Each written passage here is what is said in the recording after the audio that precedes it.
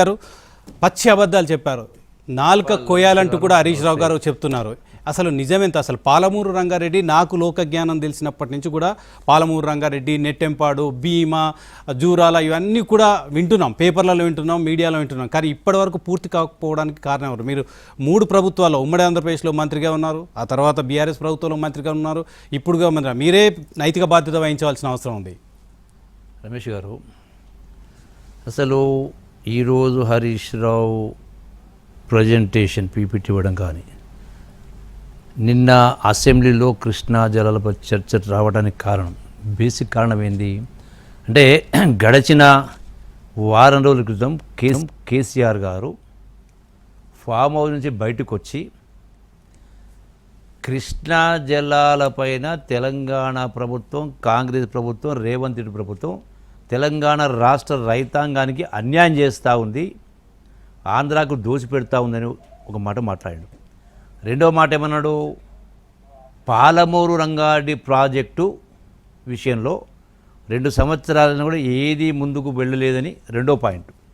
మూడోది, పాలమూరు జిల్లా ప్రాజెక్టులన్నీ కూడా, అంటే అది కల్వకుర్తి లిఫ్ట్ అయినా, నెట్టెంపాడైనా, కోయిల్సాగర్ అయినా, భీమా అయినా, ఇవన్నీ నేనే పూర్తి చేసిన అని మాట్లాడిన సందర్భంలో బయటకు వస్తున్న తోలు తీస్తా అని మాట్లాడాడు. అంటే దానికి గౌరవ ముఖ్యమంత్రి రేవంత్ రెడ్డి గారు స్పందిస్తూ దానికి ఇంకో మాట ఏమన్నాడు కేసీఆర్, 3 జిల్లాలో సభలు పెడతా అన్నాడు. దానికి ముఖ్యమంత్రి గారు స్పందించి, సభలు పబ్లిక్ మీటింగ్స్ తర్వాత సంగతి కానీ, ఎప్పుడే కానీ ఏ అంశం పట్ల కానీ ఒక వాస్తవ పరిస్థితి తెలియాలంటే ఇద్దరు ఎదురుగా ఉన్నట్టు వీరి వాదన వినిపించాలి, వారి వాదన వినిపించాలి. ఇద్దరిది వింటే కానీ, ఒకే సందర్భంలో ఒకే సమయంలో వింటే కానీ వినేవాళ్లకు, ప్రేక్షకులకు ఎవరిది నిజము ఎవరిది తెలుస్తుందని బేసిక్గా. సో దానిపైన మన రేవంత్ రెడ్డి గారు, ముఖ్యమంత్రి గారు, శాసనసభ దీనికోసం మీరు అంటున్నారు కదా, కృష్ణా జలాలపైన ఒకరోజు పూర్తి రోజు సమీక్ష పెడదాం, చర్చ పెడదాం, అట్లాగే గోదావరి జలాలపైన ఒకరోజు అసెంబ్లీలో చర్చ పెడదామని మాట్లాడడం జరిగింది. దాన్ని మీరు రండి, సభలో మాట్లాడండి, మేము తప్పులు చేస్తే ఎత్తి చూపండి, సలహాలు ఉంటే ఇవ్వండి, సూచనలు ఇవ్వండి, మేము సరి చేసుకుంటాం, మేము భేషజాలకు పోము, మీ గౌరవానికి భంగం వాటిల్లకుండా బాధ్యత నాది స్వయంగా అని చెప్పని స్పష్టంగా రేవంత్ రెడ్డి చెప్పడం జరిగింది. దానికి అనుగుణంగానే ఈ 2 రోజుల చర్చ జరిగింది, దానికోసమే చర్చ పెట్టడం జరిగింది. అసలు ఎవరు అబద్ధాలు చెప్తున్నారు? కాంగ్రెస్ పార్టీ చెప్తుంది కల్వకుర్తి, నెట్టెంపాడు, భీమా ఇవి ప్రాజెక్టులన్నీ కూడా మేము 90% పూర్తి చేసాం, కేవలం 10% పనులు పూర్తి చేయడానికి బీఆర్ఎస్ పార్టీకి 10 ఏళ్ళు పట్టిందని చెప్తున్నారు.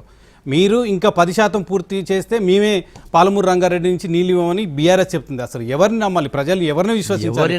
ఎందుకు ఇంత గందరగోళమైన పరిస్థితులు ఉన్నాయి? ఎవరిని నమ్మాలని ఇష్యూ వచ్చినప్పుడు నేను అదే చెప్పబోతా ఉన్నా. ఇప్పుడు అన్నం ఉడికిందా లేదా చూడాలంటే ఒక మెతుకు పట్టుకొని చూస్తే చాలు. అసలు ఇంత చెప్పిన తర్వాత సభకు రాకపోవడానికి కారణం ఏందని ఒక పాయింట్ ఇక్కడ. ఎందుకు జరిగింది చర్చ పెట్టినాం. జరిగినప్పుడు ఈ సందర్భంలో శాసనసభలో మొన్న హరీష్ రావు మాట్లాడిన సందర్భంలో స్పీకర్ గారు మైక్ ఇవ్వలేదని చెప్పి 3 రోజులు, అంటే ఈ మొత్తం సెషన్ మొత్తాన్ని మేము బైకాట్ చేస్తున్నాం అన్నాడు. అంటే ఎందుకు బైకాట్ చేస్తున్నాడు? శాసన అంటే స్పీకర్ మైక్ ఇవ్వలేదని. గతంలో 100 ఉదంతాలు ఉన్నాయి.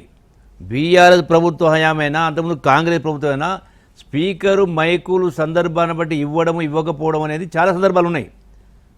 మరి అటువంటి విషయంలో కేవలం స్పీకరు మైక్ ఇవ్వలేదనే ఉదయంతో మొత్తం సెషనే బైకాట్ చేస్తానే ఇష్యూ అయితే వచ్చిందో, అంటే అక్కడనే ఎవరు మోసం చేసిన దానికి అదే ఒక అర్థం. ఎందుకంటే వాళ్ళు చర్చకు వస్తే అసెంబ్లీలో ఇవన్నీ కూడా వాస్తవాలన్నీ కూడా బట్టబయలవుతాయి. అంటే ఖర్చు కావచ్చు, నీటి అలొకేషన్ కావచ్చు, అవినీతి కావచ్చు, మొత్తం బయటపడతాయనే దాన్ని తప్పించుకోవడం కోసమే, అంటే ప్లాన్ ప్రకారం ఉద్దేశపూర్వకంగా సెషన్ మొత్తాన్ని బైకాట్ చేస్తూ వెళ్ళిపోయారు. అంటే బైకాట్ చేయడానికి ఒక రీజన్ ఉండాలా.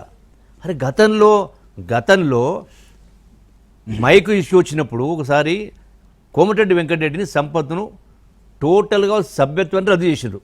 అయినా కూడా కాంగ్రెస్ ప్రభుత్వం బాయ్కాట్ చేయలే. రెండవ అంశం, ఇదే కేసీఆర్ ముఖ్యమంత్రి ఉన్నప్పుడు నేను కూడా ఆనాడు ఆ ప్రభుత్వంలో మంత్రిగా ఉన్నా. ఈ యొక్క ప్రజెంటేషన్ అసెంబ్లీలో పీపీటీ ప్రజెంటేషన్ ఇచ్చినప్పుడు కాంగ్రెస్ పార్టీ బయటకు పోలే, ఉన్నది అసెంబ్లీలోనే. మరి మీరు కూడా మొత్తం వాస్తవాలు మొత్తం చర్చకు సిద్ధపడి ప్రభుత్వం ముందుకు వచ్చి మీరు రాండి అని చెప్పిన స్వాగతం పలికి మొదటి రోజు కేసీఆర్ శాసనసభకు వచ్చిన రోజున రేవంత్ రెడ్డి గారు ఆయన సీట్కి వెళ్ళి లేచిపోయి గౌరవప్రదంగా మనకు వచ్చిండు. ఆయన అంటే దీన్ని అవాయిడ్ ఇది పోనీయండి, డ్రామా లాగా చిత్రీకరించారు, కావాలని ఇదంతా చేశారు. బయట మాత్రం రమ్మంటున్నారు, లోపల మర్యాద చూపిస్తున్నారు, ఇష్టం వచ్చినట్టు తిడుతున్నారు అనేది